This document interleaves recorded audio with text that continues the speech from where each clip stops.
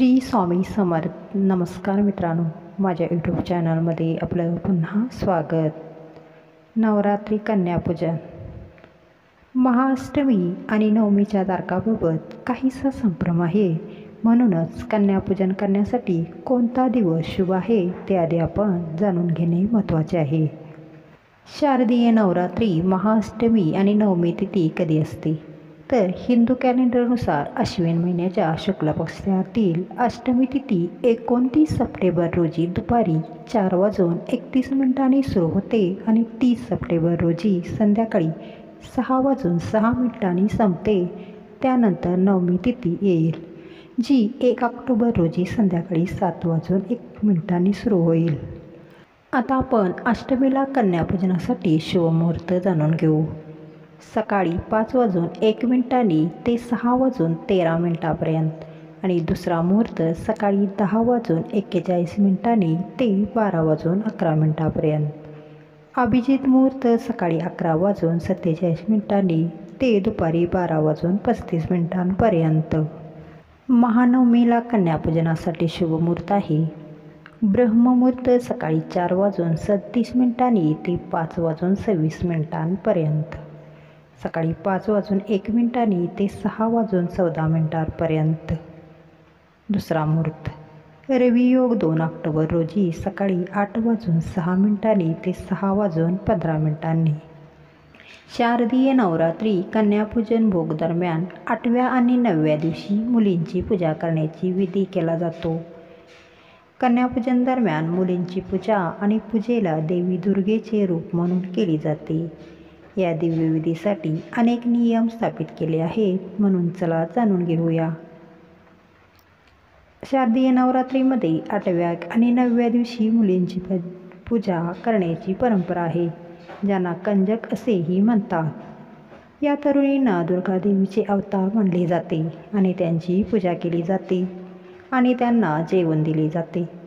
शास्त्रामध्ये असे मानले जाते की कन्यापूजनाशिवाय 9 दिवसांचे उपवास अपूर्ण आहेत. तर कन्यापूजन करताना काय विचारात घेतले पाहिजे ते आता आपण जाणून घेऊया. कन्यापूजनाच्या ताटात काय समाविष्ट करावे? एक म्हणजे हलवा. हा प्रसादाचा मुख्य भाग आहे. शुद्ध तुपात रव्याची खीर तयार करा आणि ती देवीला अर्पण करा आणि नंतर मुलींना खाऊ घाला. दुसरं म्हणजे पुरी. तुमच्या जेवणात साध्या, ताज्या आणि मऊ पुऱ्यांचा समावेश करा. काही प्रदेशामध्ये गोड पुऱ्या बनवण्याची परंपरा देखील आहे. काळे चणे.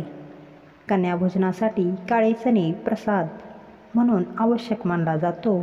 तो कांदा किंवा लसूण न घालता शिजवावा. खीर.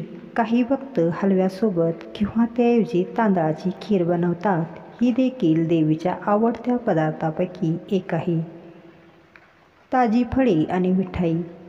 जेवणानंतर मुलींना केळी, सफरचंद किंवा इतर हंगामी फळे आणि मिठाई द्या. चुकूनही जेवणात या गोष्टींचा समावेश करू नका. कन्यापूजनासाठी अर्पण केलेले अन्न पूर्णपणे सात्विक असले पाहिजे, म्हणजे त्यात तामसिक पदार्थांचा थोडासा अंशही नसावा. म्हणून अर्पणामध्ये कांदे आणि लसूण, मांस, अंडी, शिळे अन्न, दुकानातून विकत घेतलेले पदार्थ किंवा आंबट पदार्थ समाविष्ट करू नका. असे मानले जाते की यामुळे देवीला राग येऊ शकतो. कन्यापूजन करताना पुढील मंत्र म्हणावा. कन्या स्वरूपात देवी सर्वभूतेषु नमस्तस्ये नमस्तस्ये नमस्तस्ये नमो नमः. ओम श्री दुर्गाय नमः. ओम श्री कुमाराय नमः. मुलींना जेवू खाऊ घातल्यानंतर, त्यांची पूजा केल्यानंतर मुलींना पुढील प्रकारे निरोप द्या. पूर्ण भक्ती आणि प्रेमाने मुलींची सेवा आणि पूजा करा.